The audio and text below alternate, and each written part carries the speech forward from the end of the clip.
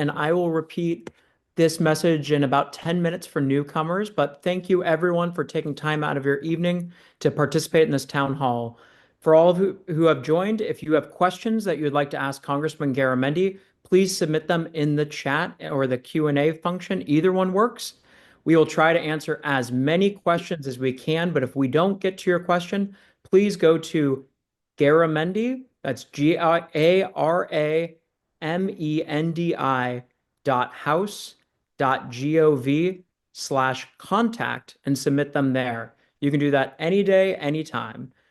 So many know that we've been collecting stories of Trump's unconscionable and unconstitutional actions since his term began, excuse me. If you or someone you know has been affected, please share your stories at garamendi.house.gov/contact. And don't worry, I'm going to put this in the chat. 2025 Federal Financial Assistance Freeze. We are gathering as many stories as possible to draw attention to the harm caused by the Trump administration. To make sure you have the most up-to-date information from our office, please ensure that you follow us across all of our media platforms, including to receive the Congressman's weekly e-newsletter. Please go to garamendi.house.gov. You will see a pop-up and fill in your information in that pop-up. That's how you can get information for events just like this and local information that you can use. You can also follow the Congressman on Facebook, Instagram, Twitter, and Bluesky by searching him at Rep Garamendi and selecting follow. Lastly, if you or someone you know living in Solano or Contra Costa counties is having difficulty with a federal agency, such as Social Security, Medicare, or the IRS, his staff is here to help. To seek assistance from the team, please visit garamendi.house.gov, scroll down to the Action Center, and select Casework Privacy Release Form. Please fill out all requested information, and a member of the staff will get back to you shortly. We appreciate your time and want to hear from you. Again, if you did not hear us at the beginning, if you have a question for the Congressman, please put in the chat and I will read it aloud. And without further ado, I'd like to welcome Congressman John Garamendi to address you with a short introduction. Bradley, thank you so very much. And for all of you that are on this video webinar, thank you. We really need to share and understand what's happening here in Washington. I suspect that you have been following much of the chaos and the extraordinary destruction that Elon Musk, operating under the authority of the President, Trump, is unleashing on America. He likes to say it's all about the deep state in Washington, D.C. Well, it's not. It's about every part of America being dramatically and negatively impacted. And we need to talk about that. We need to understand what the effects are. We need to understand as best we can why they're doing it. And then we're going to have to push back. We're going to have to resist. And I really want to spend my time tonight talking about the resistance, what you can do, what I am doing, and what we will need to do in the days and months ahead. What we need to understand is that essentially Trump hates government, and he put in charge a fellow that is known for disruption and destruction. You only take a look at what Elon Musk did with the with his former company X and others. It's part of the strategy of the tech world to destroy and then rebuild. Well, maybe you can do that if you're talking about Twitter, but if you're talking about the U.S. government, you're talking about essential services. Let's go through some of that. Yesterday, the Republicans pushed out of the House of Congress a continuing resolution. That's a funding bill for the rest of the 25-year up until September.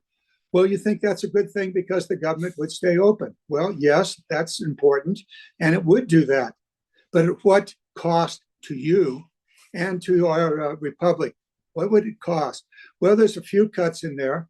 A $23 billion cut for the Veterans Administration, and that will be on top of the 83,000 employees that will soon be fired at the Veterans Administration, at the very same time that we would expect the Veterans Administration to begin the processing of new applicants, veterans who have been harmed in the burn pits. and in other exposure to chemical weapons or chemical releases during their services. This is the PAC Act, and it's going to take personnel. We have probably well over 200,000 veterans that have already attempted to get into that system so that they can get their medical care, cancers, and other issues appropriately dealt with. So how does that work? It is an assault on our veterans. We have, and you take a look at the other portions of that continuing resolutions. There is well, I learned years and years ago, you've got to read the details on all legislation. And I did, and I'm going, oh my God, this is written to turn over the total Congress's appropriation processes to the president. It's wide open.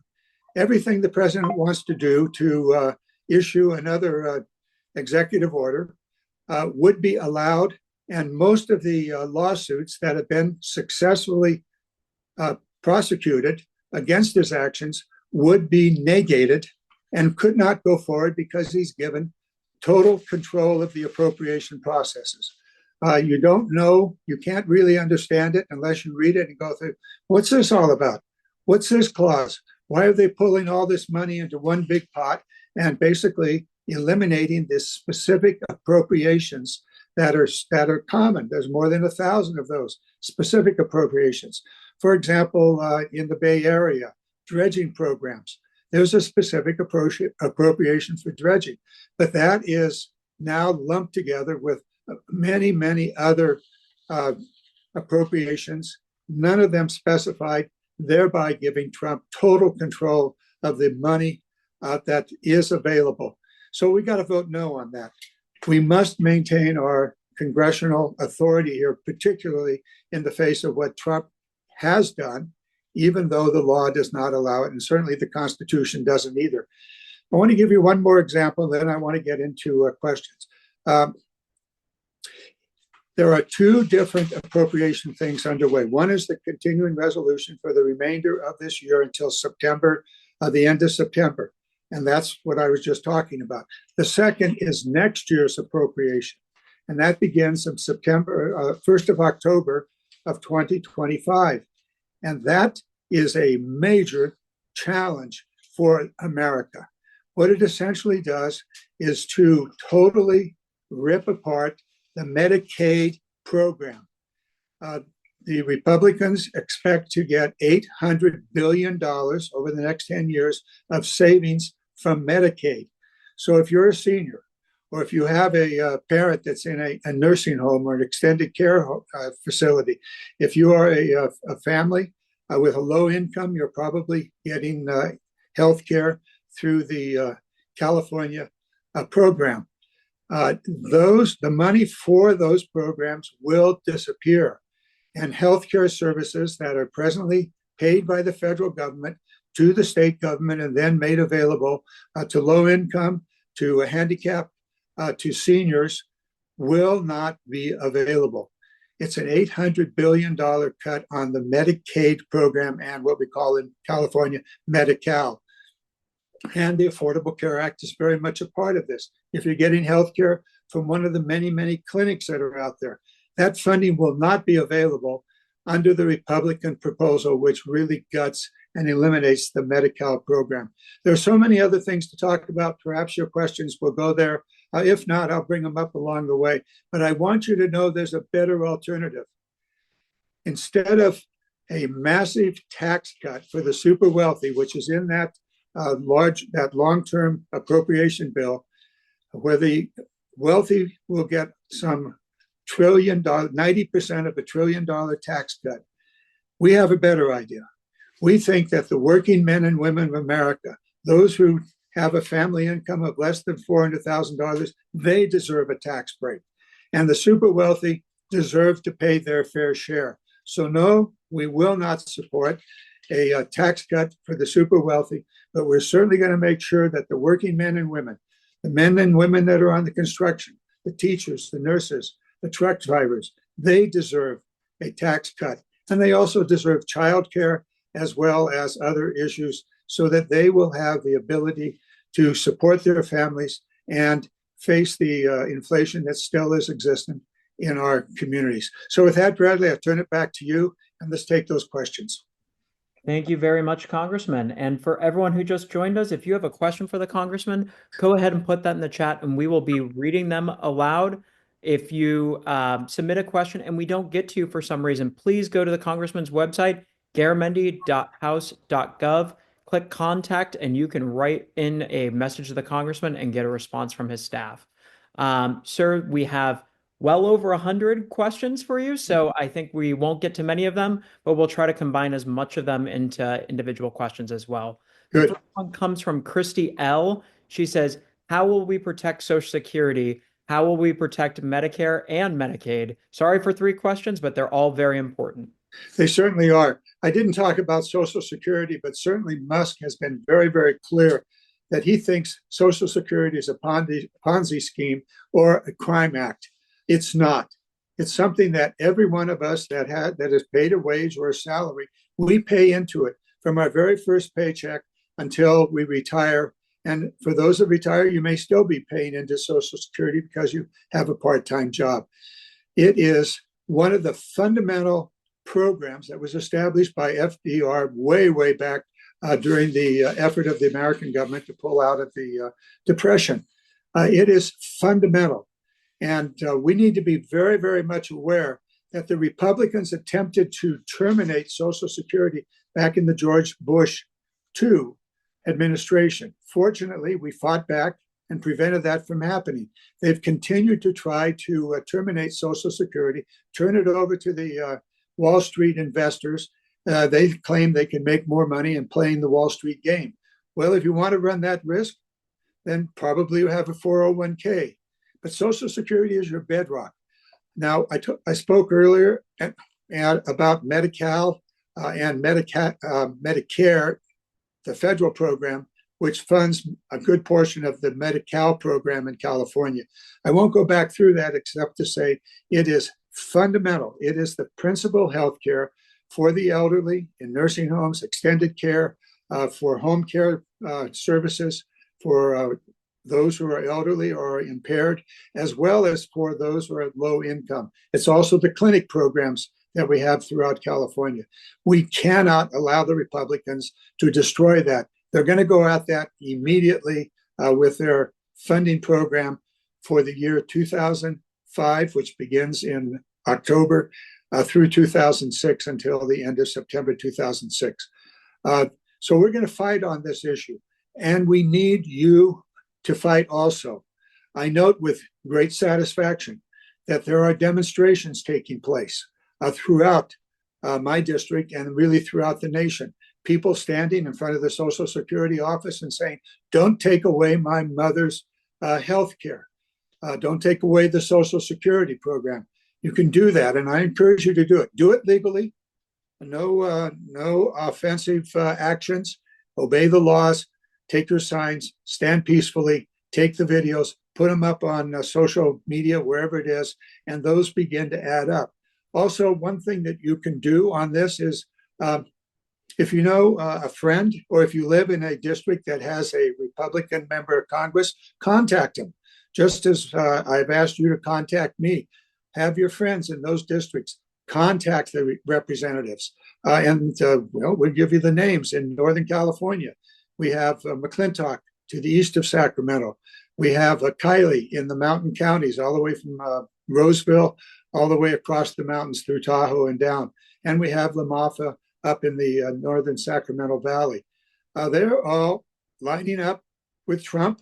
They're solid votes for what Trump wants to do. And they need to hear from their constituents, perhaps your relatives that live in those areas. And I encourage you to do so. Or maybe you know somebody off in Kansas. Have them contact the senator as well as the representative in that area and speak their piece. I think I covered the questions, Bradley. Let's take another one. Great. Thank you, sir. A anonymous person in the chat asked, will the recent firings at the VA affect services that veterans can receive? Absolutely. Absolutely. In 2 different ways. I took this quickly in the opening remarks. The first wave of firings has already taken place. And that's going to have an effect on the availability of services, particularly for someone who's seeking new services. The VA is scheduled by the president to have an 83,000 person reduction in their personnel. And that's going to be a very heavy impact, not only on the ability to get into the system. That's a process. It's not always easy. And by the way, our staff is always helpful on helping you and other veterans get into the system. But if they're short, what'll be 90,000 employees, it's going to be tough. We've also added a very significant additional service for veterans, and that is the PACT Act, which deals with chemical exposures. We think about the burn pits, but it's more than that. You may be operating in maybe repairing machinery using chemicals, and you've been exposed to a cancer-causing chemical. That's going to significantly increase the workload. Also, among those 83,000 are the nurses, the doctors, and the others that provide direct service. Bottom line, Veterans Administration is going to be severely hampered by the action of Musk and Trump.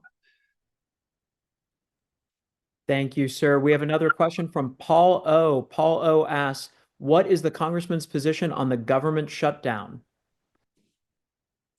It shouldn't happen, but it is going to require the Republicans to work with the Democrats. Republicans in the House only have a 3-vote advantage. And in the Senate, it is they have 53 Republican senators. Earlier this day, the Democratic senator said the legislation to keep the government open that passed the House last night is a non-starter.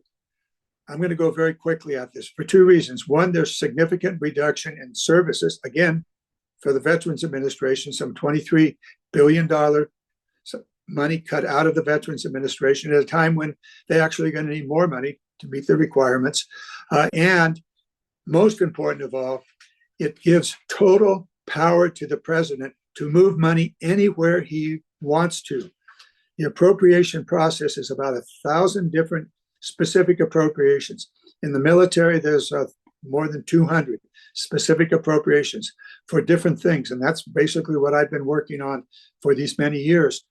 Same in the transportation infrastructure area, transportation systems, specific appropriations, healthcare, the national parks, and so on and so forth.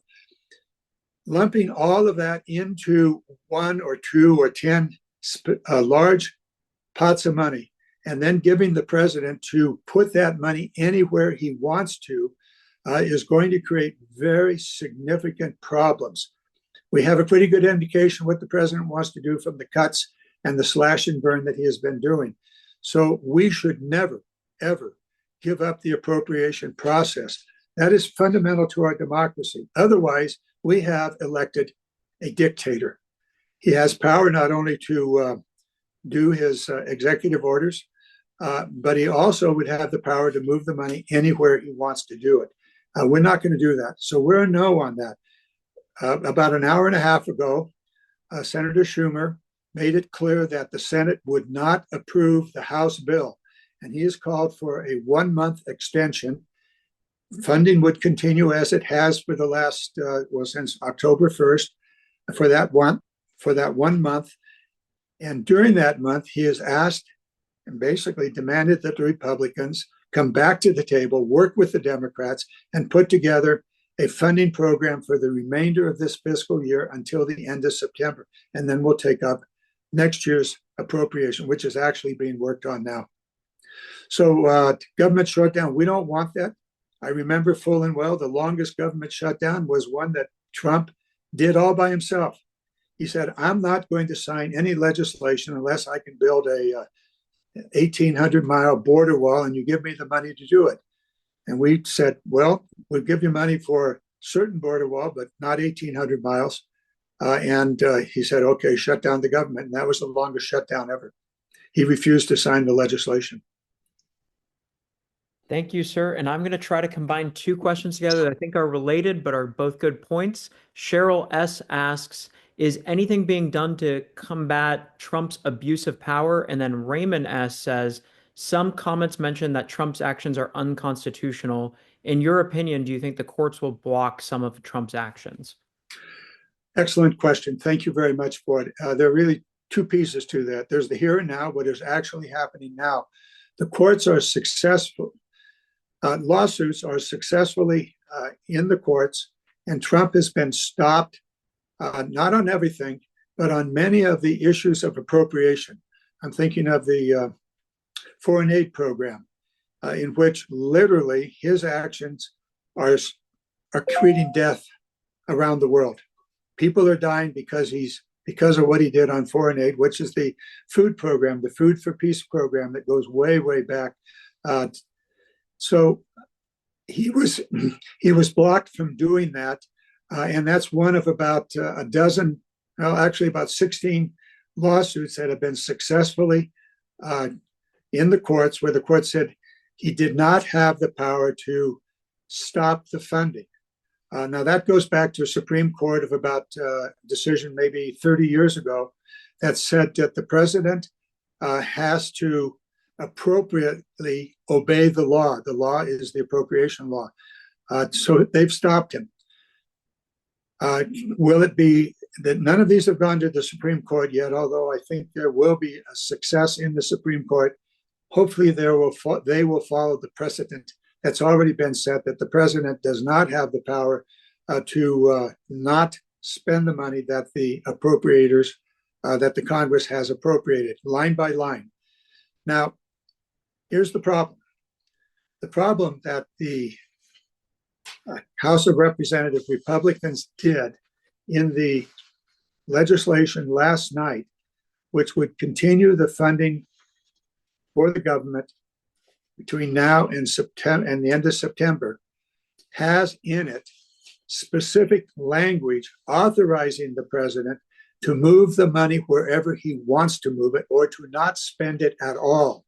In other words, totally giving up the constitutional power of the Congress to appropriate money, and thereby giving the president that power. Now, if you want a dictator, that's exactly how you do it. If you want to have a constitutional democracy, you've got to say no. And that's what we did last night. Not one Democrat voted for that. And now Senator Schumer and the Democrats in the Senate have said they will not support that. They want to go back to a clean appropriation, a continuing spending resolution between now and the end of September, and then work on next year's appropriations. That's what we need to do. We cannot, under any circumstance, give the president not only the power of the purse to put the money wherever he wants to, or not at all. We have to also make sure that the lawsuits are protected.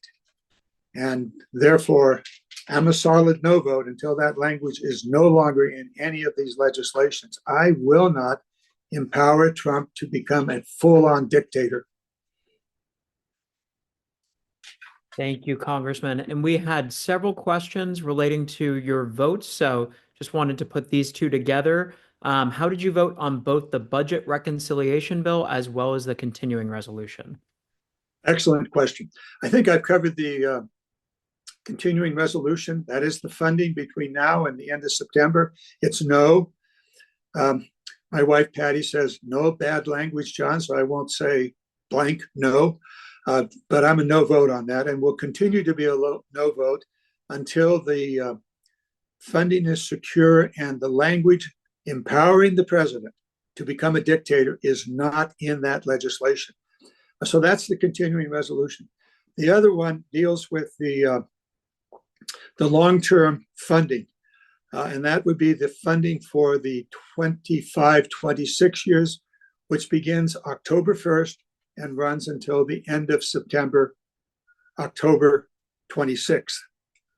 September 26th.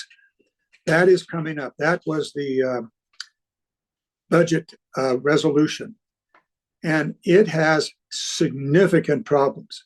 First of all, it will fully fund the enormous tax break for the oligarchs, for the super wealthy, for the billionaires, and a little bit of tax break for everybody else. Here's my take on it. The super wealthy have to pay their fair share. So do not, under any circumstances, continue the 2017 tax break, which created a $4 trillion deficit, and $1 trillion a year went to the top 10% of America's income people. And corporations, the 50 largest corporations also simply not paying taxes, given tax breaks in that bill. That was the 2017 Republican Trump tax bill. Do not extend it. Write new legislation in which people earning, let's say, families earning less than $400,000 a year, they get the tax break. We continue the refundable child tax credit, which is $6,000 for the first year of life for a family, and the continuation of the child tax credit for the very, very low income people that are trying to earn a living. The reports just came out on the cost of childcare. Well, that's what we want to deal with here. We want people to be able to work. We want their children to be able to get childcare. And the working men and women, the wage earners, the teachers, the construction workers, the truck drivers, and the families that are out there on a wage scale, we want them to be able to have a tax break. But no, blank no for the super wealthy. Let them pay their fair share. We already know there's too much income inequality in America in any case. The final point I want to make on this is that continuing resolution, not the continuing, the setup for the next year's appropriation calls for the budget, calls for Medicaid and other services, or other healthcare services, to be dramatically cut by at least $800 billion over the 10-year period. So that's about $80 billion a year that would not be available to provide Medicaid services across this nation, and would have a significant impact on California. It would basically end the Medi-Cal program in California. And so, no, not going to support that. We will write and work with the Republicans to write a decent long-term appropriation for the 25-26 year. And that appropriation should have a tax break for the wage earners, for the middle class, for the working class, but not for the billionaire class. I think I've covered it, Bradley. If I didn't, well, let's get on with it. No, thank you, sir. And the chat is very thankful for you giving us a positive and hopeful message of what could be versus just not the negative that we're facing and the defense we're facing. Unfortunately, we have some other defensive questions, but very important ones, which include from Jeremy and Amy. I'm going to put their questions together, which is, what happens to our local schools if the Department of Education is dissolved? How can we stop cuts to our public schools and teachers? Well, we're going to be right in that. This is today's news. Every day, Trump and Musk come up with another devastating blow to our constitutional government, our democracy. Education. I've said this forever. The most fundamental thing in any society is education. If you've got a good, well-educated society, good things will happen. That society will be able to think through, work through, and solve the problems of the day. Unfortunately, we do not have that. And we need to be very, very much aware in California, even in the present system with the existing federal government Department of Education, our education system is not satisfactory. Higher education, community colleges, they're pretty good. Probably some of that's the best in the nation. But in the K through 12 system and in the pre-K system, we've got real problems. And we need to be aware of that. And we need to deal with that. And that is principally state funding. Some of it is local, but it's principally state funding. And it has to be addressed. It's an issue for the state, for the governor, as well as for the legislature. Now, the federal government plays a role here in certain areas, particularly in the funding for disability, for students with disability, as well as some of the mental health programs that were desperately needed in the education system.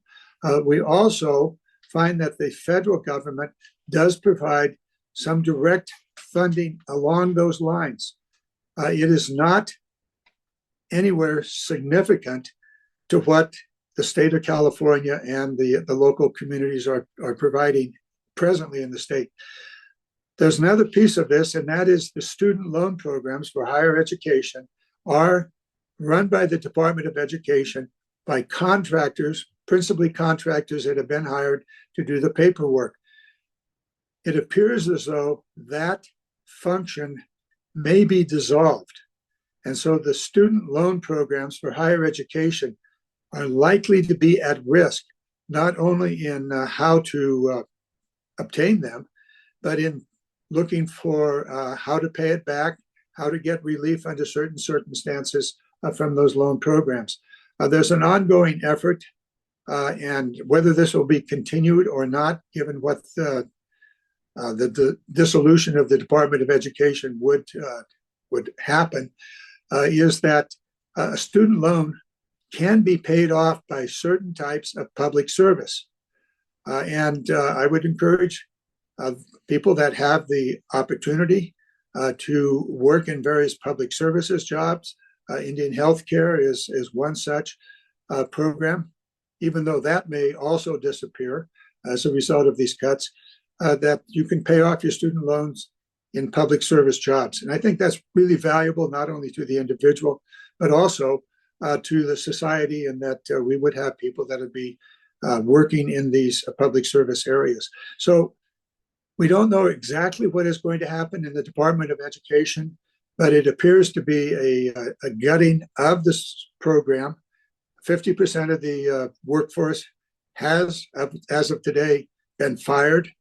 And I don't know how they could possibly do their work. Their goal is actually to eliminate it. And that would have impact all across this nation. There's two other things that are important here, and that is Title IX and Title X, the mental health programs, as well as the programs that require that there be equal access to women in sports and other activities. It goes beyond that, the discrimination that does exist in some areas of the country in educational programs. So those would probably not be enforced. There'd be nobody home to do it. Thank you, Bradley. Next question. Thank you, sir. And very similar vein, and it may take you pulling out your crystal ball, but David B asks, what will Trump do to student loans? Well, I think we need to be aware of what Biden tried to do and did just some partial success on it, and that is to forgive certain student loans. Most of that did not pass the various court tests. So what will Trump do?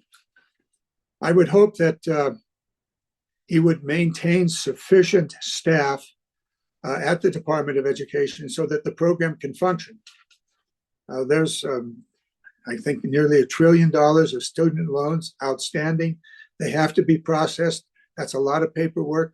That's a lot of staff work that's going to be necessary just to process that. As I said earlier, some of this is done by contractors. Somebody's got to watch the contractors. So the elimination of the people that have been doing that in the Department of Education is going to create a very chaotic and damaging situation to anybody that wants to gather information, ask about, can I pay off my student loan by doing public service at the local hospital? Well, nobody's going to be able to answer that. Nobody's home. So that's just one example. The other is the new student loans. We don't know. We just don't know. Presumably, the student loan program would continue, although Trump, going back to the appropriation process that I talked about earlier, may have the power in that legislation to simply terminate all new student loans. Would he do it? Well, he's done a lot of crazy, terrible things, so maybe that would be one more that he would undertake. We don't know. It's a very, very important part of the program for higher education. So be aware, watch carefully. I am, and I know that my colleagues are. And it may be one of those things that you want to go down to the local school tomorrow with a sign saying, so what about women in sports? Will my daughter have an opportunity to play sports? That's Title IX. I don't know. We don't know what Trump is going to do. Okay, Bradley, let's move on. Thank you, Congressman. And a huge shout out to our constituents. We already have just about 500 questions in the chat. We, again, will try to get to as many of them as we can before we need to close down the Zoom for tonight. But if you do not get your question answered, please go to our website, again, garamendi.house.gov, and hit contact us, and you can submit your question there. You can also always call any of our 4 offices in Washington, D.C., or the 3 in California to talk to someone live and on the phone. The next question, sir, comes from Jonathan B. Jonathan asks, what can we do about our foreign allies and ensure continuing support for both Ukraine and NATO? Oh, boy. This is a major, major challenge. We've been talking mostly domestic issues that are in trouble or in jeopardy. Trump has turned 180 degrees. We have been supporting Ukraine since 2014 as a result of the Budapest Memorandum.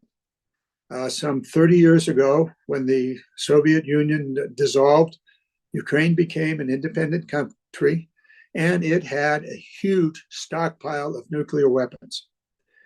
Ukraine gave up those nuclear weapons in exchange for an assurance that the United States and NATO and European Union would support Ukraine.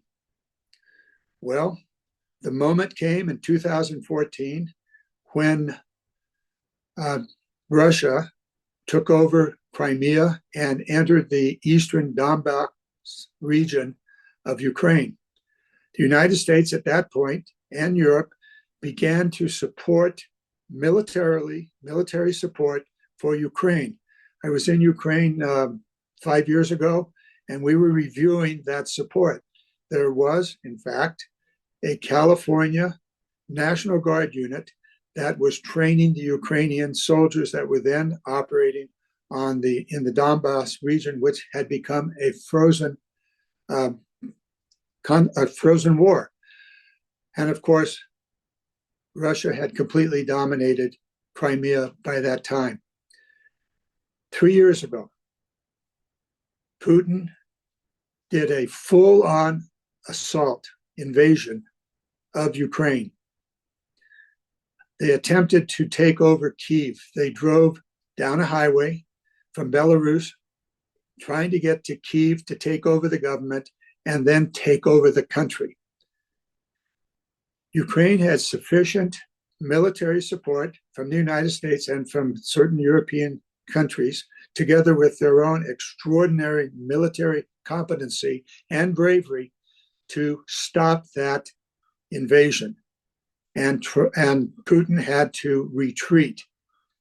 There then was a counteroffensive by Ukraine that took back most of what Russia had conquered in the eastern part of Ukraine. United States, throughout all of that, provided extraordinary military support, as well as intelligence.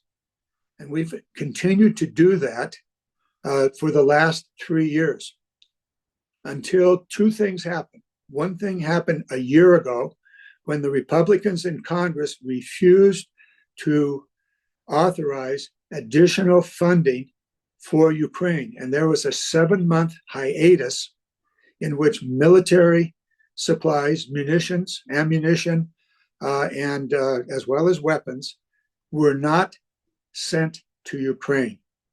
Ukraine thereby lost the momentum and moved from offense to defense.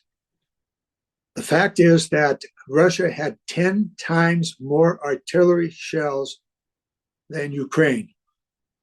Russia was able to fire 10. Ukraine only had 1 available, and in some cases, none. Why? because the Republicans in Congress for 7 months cut off those munitions. It was fortunately reinstated and backfilled by European countries who used their own arsenal of weapons, their depots, and they shipped that munitions and weapons to Ukraine during that hiatus. The United States was out of it. It was a terrible thing to do. You cannot lose your momentum if you expect to succeed. But Ukraine did. And to this day, that has been the defining question.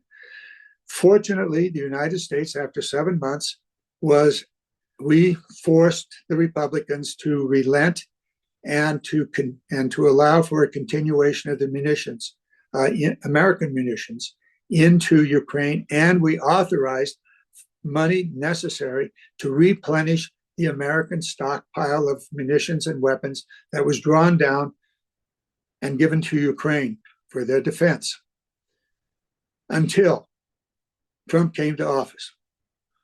And what he did was a 180-degree turn. America under Trump went from a supporter of Ukraine to a supporter of Russia. This was first seen in the United Nations, where the European countries European, Asian, and other countries around the world wanted a resolution condemning Russia for invading Ukraine. And there were other critical issues in that resolution. There was a counter resolution put forth by Russia and North Korea. That counter resolution said the war in Ukraine is the fault of Ukraine, not Russia. The United States at the United Nations did a 180-degree and voted for the Russian resolution and voted no on the European and other nation resolution that would condemn Russia for invading Ukraine. The factual situation is perfectly clear. It was Russia that invaded Ukraine, beginning in 2014, and then carrying on to the massive invasion 3 years ago. Recently, in an effort to push towards a peace agreement, Trump threatened and actually stopped military support, equipment, munitions for Ukraine. That was about almost a 3-week period of time in which those munitions and weapons were stopped. The good news is that Europe backfilled to a point where Europe now is providing more support to Ukraine than the United States. We're about $127 billion of support. Europe is over $145 billion of support from all of the European and NATO countries in Europe. So where are we going to go from here? Oh, did I mention also that Trump stopped all intelligence sharing? Absolutely critical piece of support that we were giving to Ukraine. You know, where are what's happening on the front? Where's the troop movements? Where is the logistical support? All of that was largely available through America intelligence gathering, and we shared it with Ukraine. Trump shut that down. Now, my understanding is today, as a result of the negotiations that took place in the last 3 days in Saudi Arabia, where a proposed 30-day ceasefire was accepted by Ukraine, but not yet by Russia, that the intelligence sharing as well as the munitions are now once again moving along. But my underlying concern here is, where's Trump going? Moving from a supporter of Ukraine to a supporter of Russia is a fundamental shift, one that plays havoc with the success or failure of Ukraine to maintain its own country, to maintain their democracy. It is a major question, and it will have serious, serious repercussions in NATO. NATO was established shortly after World War II and has been the most successful mutual defense pact ever. ever in the history of anywhere. And it has basically, together with some UN and other American proposals to establish democracy, liberal government, and the rule of law, has maintained peace in Europe until Russia invaded Ukraine. So for more than since the end of World War II until just 3 years, 3 years ago, basically, those programs maintain the peace. I have a very, very serious concern that Trump wants to destroy NATO. He certainly tried to do it in his first term in multiple ways, and he seems to be back at it again. If he does that, then there is a significant risk of the Ukraine invasion also going into other countries, particularly the Baltic countries, Estonia, Lithuania, and perhaps other areas also. So this is a very, very important moment. And unfortunately, we have a president that doesn't recognize the extraordinary value of NATO as a peacekeeping entity and the role of America in all of this. Next question. Thank you, Congressman. And we only have about 20 minutes left, so we'll try to go through these, and I'm going to cut these questions a little bit shorter. But I do have to say, right after complimenting our town hall audience, we received a question from an audience member saying, why don't Democrats in Congress hold town hall meetings in areas where Republicans are afraid to participate? I think if Democrats went on a listening tour, it would do a lot to defeating MAGA. Well, one very pertinent question on that is that we can only do town halls in our own district that are funded, as is this one, by the Congress. So we can do town halls on our own in other congressional districts, and in fact, some of that is happening. And where I'm thinking of Maryland, 2 nights ago, one of our no, it was Wisconsin, excuse me. One of our members went to the far end of his district, which abutted a Republican district, and did a town hall right on the border, and was able to get the story out. The Republicans are now refusing to do town halls. I'm doing this by video because we have to stay here in Washington for the reasons I talked earlier about with the continuing resolution and the funding of government. Thank you, Congressman. And the next question is about our national parks. It asked, how have the firings made them vulnerable to being privatized, closed, or open to mining or closing to the public? Why are they attacking a revenue positive organization in the U.S. government with 330 million people visiting a year from all over the world? One word: stupidity.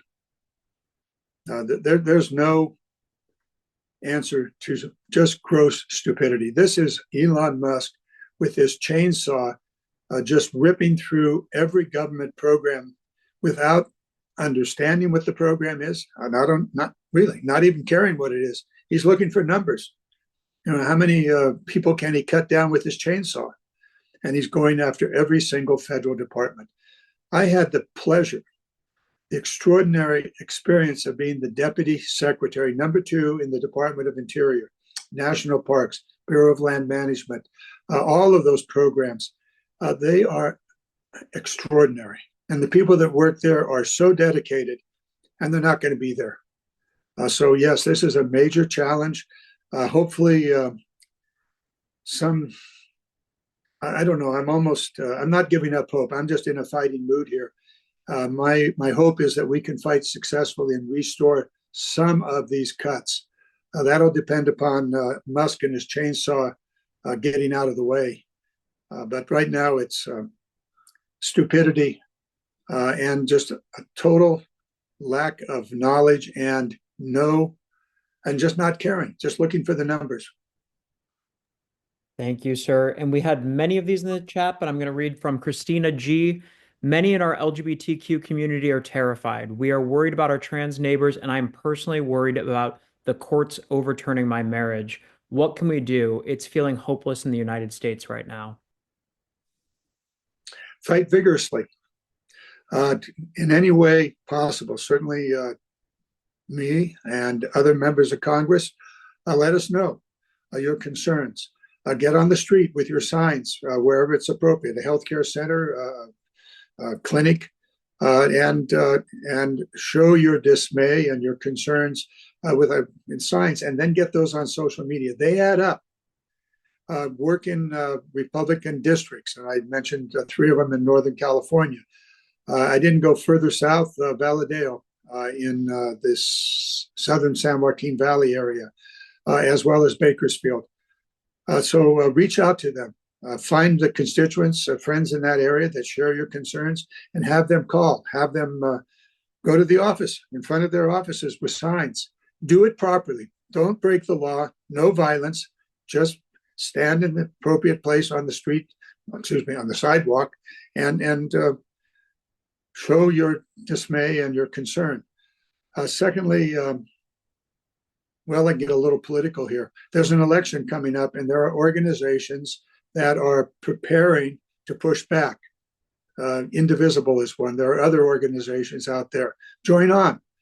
Join a club. Maybe it's a Democratic club. Maybe it is a nonpartisan club that's interested in that particular issue, the LGBTQ plus issue, and join that club. And power comes in numbers, number of people, the number of protesters, the number of telephone calls made to the various offices. We love to hear from you. We have probably continuing to receive a couple thousand calls, emails, and other communications a day. It was probably twice that 2 weeks ago. But that's good. We want to hear from you. But there's something I was talking to one of the preachers, ministers some while ago, and he said, "Oh, I love my church. I love my church. I give a sermon in the morning and the choir sings so loud." Well, yeah, that'll make a minister happy. Makes me happy when I talk to people and they're applauding. But I got to go talk to the sinners. I've got to go talk to those people that are not understanding and willing to join in the fight to restore these necessary services, as well as the rights of every American to be whatever they want to be, and to have access to whatever opportunities that are out there. So maybe a couple of practical suggestions. Thank you, Congressman. And we have a whole lot of questions about Doge and Musk. So I'm going to lump a couple of them together. Astrid, Barbara, and Gary asked, is Doge a legal government entity? What can be done to rid the government of Elon Musk? And what protections do people have from him harvesting private data like social security numbers, bank information, etc.? Boy, that's fundamental. I'm going to take these in 2 pieces. First of all, I just spoke about getting involved in protesting. Multiple ways to do that. I won't go through all that again, but I want to bring that back up. It's important. You must do that. Secondly, the legal ramifications. As near as we can tell, the lawsuits that have been filed, mostly by individuals or organizations that have been cut by the Musk chainsaw technique, have been successful because they are contrary to the law, to the appropriation specificity, and to the processes of government. A very quick segue here back to my days as deputy secretary. Clinton and Gore put together what they called reinventing government, and they called the deputies in and said, okay, you're going to reinvent your government. Patty was at the Peace Corps. She got the same message.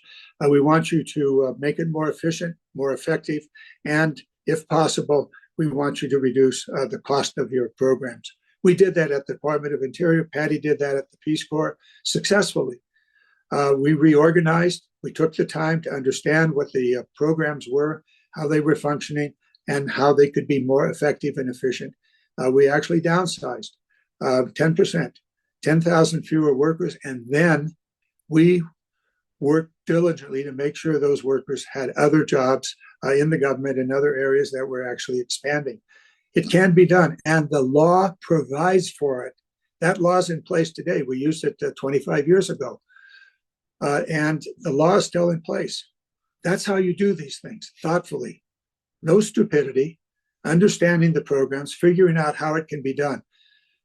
So the process that Musk and Trump are using is illegal. They are not using the reorganization laws that have been on the books for about 60 years now. And therefore, they're operating in an illegal methodology. That's lawsuits. We have to fight back in Congress as we are faced right now with the question, should we give him even more power? Eliminate the illegality, just say you have the legal authority to do these things. And my answer is no, no way, no how. So right now we're relying on the courts. Now I'm busily looking and working with my Republican colleagues in Congress who I know are dismayed by all that is happening, who I've worked with now for these years and said, and they know better, but they fear. They fear the $100 million that Musk has put up to take out any Republican that breaks rank in a primary. They're going to primary him. $100 million is sitting out there, hanging over their head, and they're frightened. And my take on it is this isn't the greatest job in the world. And we have a responsibility. So get about carrying out your responsibility. I will say I've not been successful in turning any of them yet, but I will continue to work on it. I know my other colleagues are also. We'll see what happens here. It's very, very important that we push back on these things. Thank you, sir. And we have a question from Mariki F. And she asks, what can you do to protect universities' federal funding while preserving their right to teach whatever they choose to teach and protect them from federal retribution?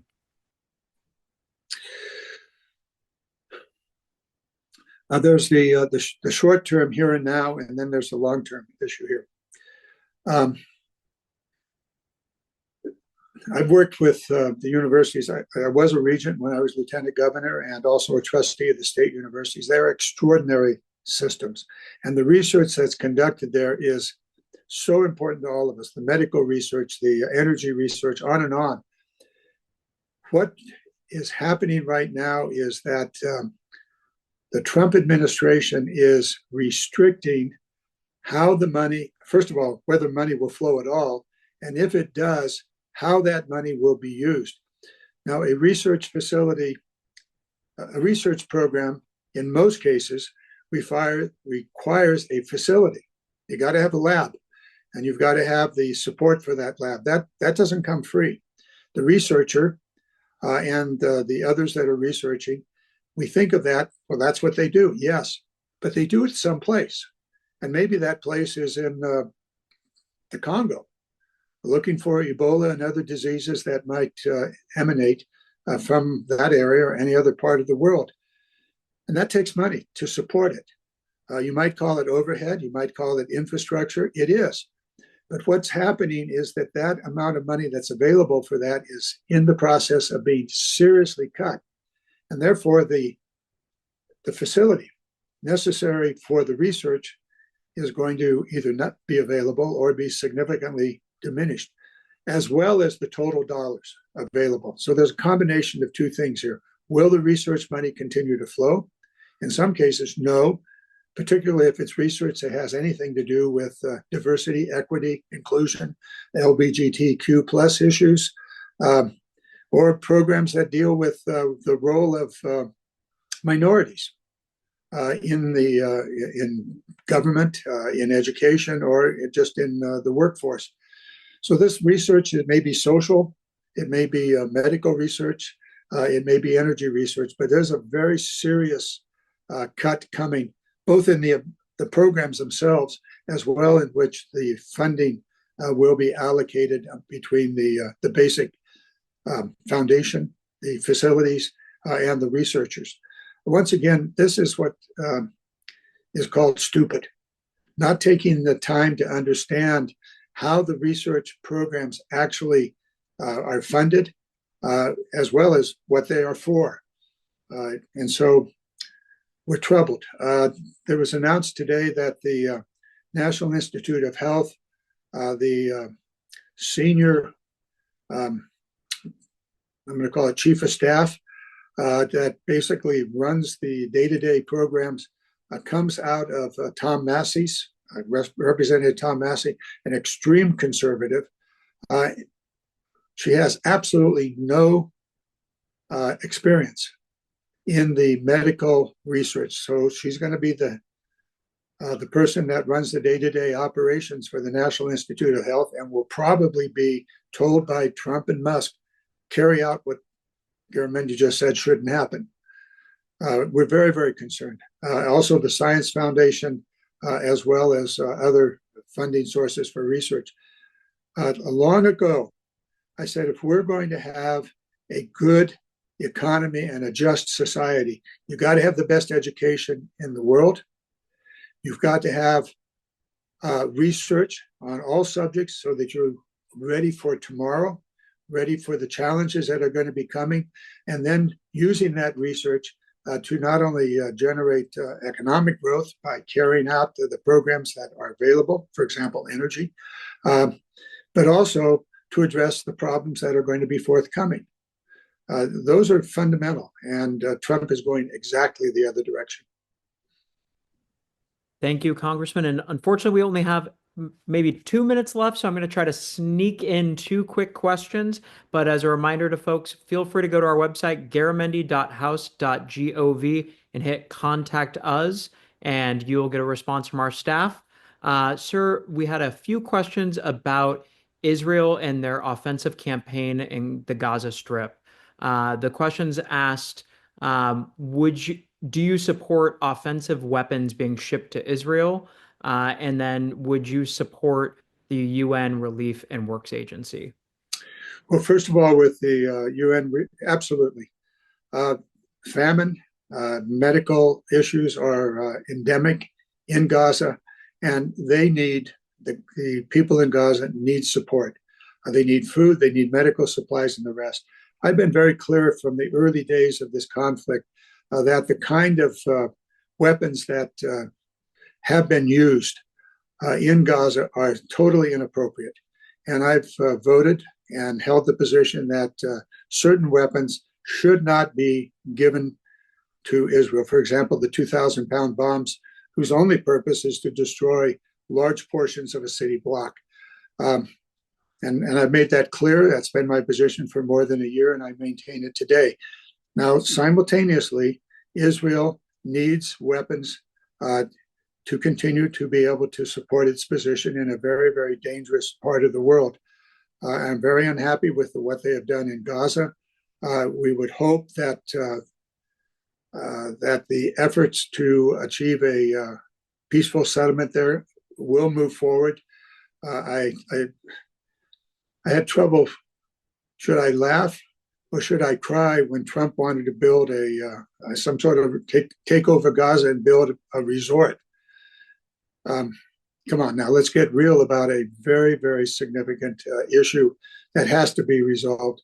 I am clearly in support of a two-state solution. That is becoming increasingly difficult to envision, given what Israel is presently doing in the West Bank as well as in Gaza. It's not clear how this is going to turn out.